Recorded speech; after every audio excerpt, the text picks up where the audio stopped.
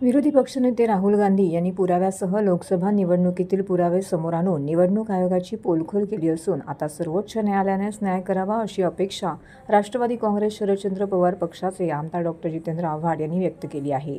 निवडणूक आयोग चोर असून तत्कालीन निवडणूक आयुक्त राजीव यांनीच लोकशाहीची वाट लावली असा आरोप करत लोकशाही वाचवण्यासाठी जनतेनेच उठाव करावा असा आशावाद त्यांनी बोलून दाखवला आहे। राष्ट्रवादी काँग्रेस शरदचंद्र पवार पक्षाचे राष्ट्रीय सरचिटणीस डॉक्टर जितेंद्र आव्हाड यांनी घेतलेल्या पत्रकार परिषदेमध्ये सत्ताधारी पक्षांचे वाभाडे काढले। लोकसभा निवडणुकीत सत्ताधारी 60 जागांवरती पराभूत होत होते, मात्र निवडणूक आयोगाने निवडणूक जिंकून दिली। परिणामी केंद्रातील सरकार हे केवळ निवडणूक आयोगाच्या मेहरबानीपायी असल्याचा आरोप केला आहे।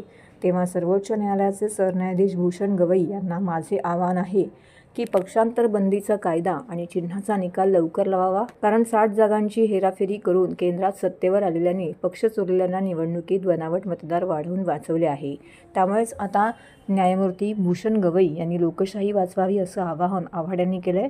संविधानकार डॉक्टर बाबासाहेब आंबेडकर यांनी निवडणुका निष्पक्ष व्हाव्यात म्हणून निवडणूक आयोगाला स्वायत्तता दिली होती। आधी निवडणूक आयुक्तांची निवड सर्वोच्च न्यायालयानेच मुख्य न्यायाधीश, पंतप्रधान आणि लोकसभेचे विरोधी पक्षनेते करीत असतात। मात्र सत्ताधाऱ्यांनी कायदाच बदलून 2 मंत्री आणि विरोधी पक्षनेते यांचा समावेश करून मुख्य न्यायाधीश यांना बाहेर काढला आहे। काही धक्कादायक माहिती राहुल गांधी यांनी जनतेसमोर आणली आहे।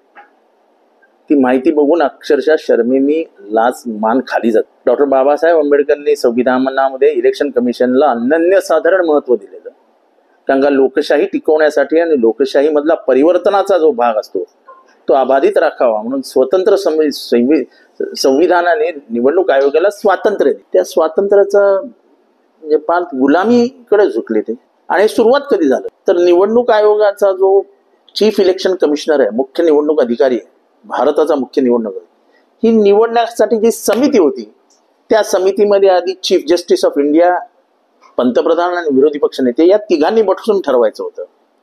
हे आपल्याला गैरसोयीचं होईल म्हणून लोकसभेमध्ये कायदा बदलण्यात आला आणि कायदा बदलून मुख्य न्यायाधीश, सर्वोच्च न्यायालयाच्या मुख्य न्यायाधीशाला या समितीतनं बाहेर काढलं आणि कॅबिनेटचे 2 मिनिस्टर आणि विरोधी पक्षनेते म्हणजे 2 विरुद्ध 1 म्हणजे कॉम्प्रोमाइज इलेक्शन कमिशनर येणार। आणि हे ज्यांच्या कार्यकाळात झालं ते राजीव कॉम्प्रोमाइज इलेक्शन कमिशनर होते। मी आजपासून 7 महिन्यापूर्वी प्रश्न विचारला होता की महाराष्ट्रात 76 लाख रुपये वाढली कुठनं, कशी आणली?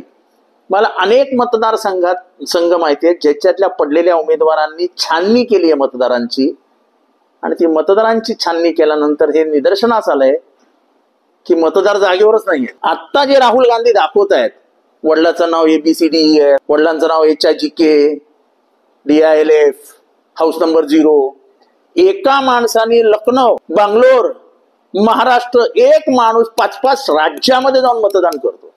आणि म्हणून निवडणूक आयोगाला माहितीच द्यायची नव्हती आणि माहिती देतच नव्हते। गुप्त आहे। अरे पब्लिक डॉक्युमेंट आहे। मतदान कोणी केलं हे आम्हाला कळलं पाहिजे। त्यांना मतदान कोणी केलं हे सांगायचंच नव्हतं आणि म्हणून त्यांना CCTV पण दाखवायचे नव्हते, कारण का CCTV मध्ये चोऱ्या पकडल्या जातील।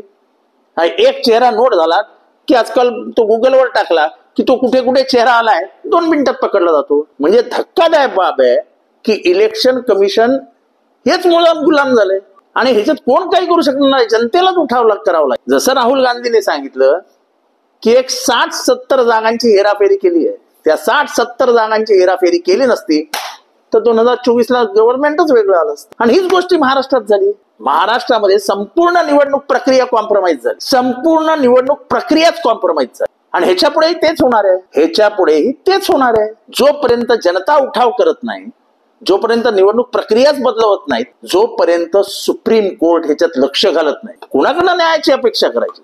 सर्वोच्च न्यायालय जर न्याय देणार नसेल, सर्वोच्च न्यायालय न्यायदानात लक्ष देणार नसेल तर न्याय मिळणार कसा? भारतातली लोकशाही संपली असं आज जग म्हणेल। जग, कारण का राहुल गांधींनी नुसतं आरोप नाही केलेत, त्यांनी अख्खी यादी पुराव्यानिशी समोर आणली आहे। पूर्ण अभ्यास करून नावासकट त्या माणसाने कुठे कुठे मतदान केलं त्या मतदानाचं नाव सांगत आदेश श्रीवास्तव, क्या नाम आहे? आदेश श्रीवास्तव नावाचा एक मतदार त्यांनी पकडलाय। एक 70 वर्षाची म्हातारी फर्स्ट टाइम वोटर म्हणून आली आहे वोटर लिस्ट मध्ये, 70 वर्षाची म्हातारी. काय टिंगलटवाळी करता यार लोकशाहीची. आणि महाराष्ट्रातली जी सरकार पाडली गेली आणि त्याच्यानंतर त्यांना वाचवण्याचं जे काम केलं ते ह्याच इलेक्शन कमिशन. आणि तेव्हाही इलेक्शन कमिशनर हेच होते, राजीव. आम्ही तेव्हाही सांगत होतो की इलेक्शन कमिशनर चुकीच्या मार्गावर जात आहे, हे संविधानाशी खेळतायत, हे लोकशाहीशी खेळतायत. पक्षांतर कायदा 10th शेड्यूल पार धुळीला म्हणजे गटारात फेकून दिलं. पर्यायाने संविधानाला पायदळीत उडवलं. आता तरी डोळे उघडतील तर नशीब. निवडणूक आयोग कोणावरही ताशेरी ओढू द्या. आज निवडणूक आयोगाचा अक्षरशः नागडं करून टाकले. नागडं, पुराव्या सकट नागडं केलंय. 70 मिनिटाच्या प्रेस कॉन्फरन्स मध्ये एक पुरावा समोर आणलाय. आणि कशा तुम्ही सीटा पाडल्या आणि कसं इलेक्शन कमिशनच्या मदतीने सीटा जिंकवल्या हे त्यांनी समोर आणलं. आणि म्हणून इलेक्शन कमिशन सीसीटीव्ही देत नाही, इलेक्शनची लिस्ट देत नाही, वोटर लिस्ट देत नाही. का देत नाही? पब्लिक डॉक्युमेंट आहे ना.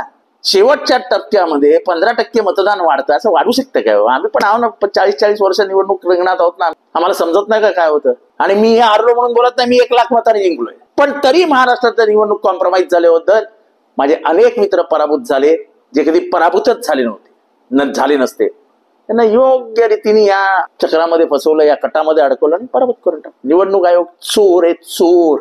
डॉक्टर बाबासाहेब आंबेडकरांचं आज स्वप्न पायदळीत उडवलं गेलं आणि हे पुराव्यानिश्चित सिद्ध झालं.